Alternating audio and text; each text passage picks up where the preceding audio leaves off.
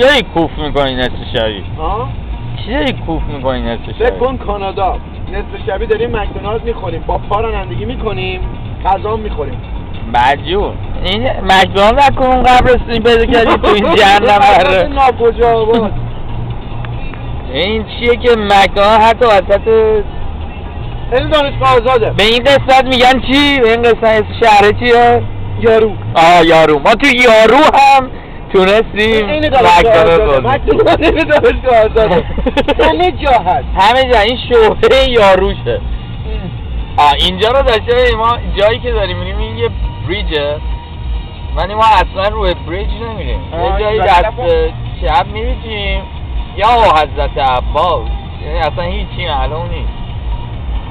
این هم نقشه‌شو ببینیم وسط هیجات، یعنی واقعا یاروه. خب اول جونیر چیکن رو با میو، بعد با کچاپ یاروش میکنیم. تو یاروش میکنیم. یاروش میکنیم. این راهی هم که ما میریم به هندوستان هم نمیرسد، چه برسد به یارو. حتی یارو که رد کردیم، الان گفتیم تو چیلیبک رود. جایی که صحبت الان مثلا خرسی چیزی میپریم مثلا یه بیا یاروش کنن. نه اینجا خرساشون با بیکینی.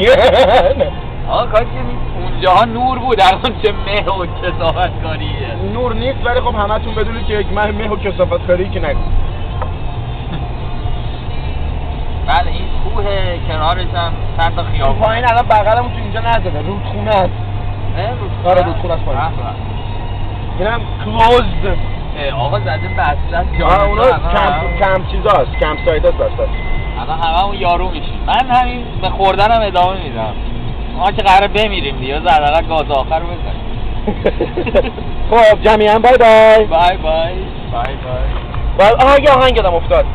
Someday we will find a way. Someday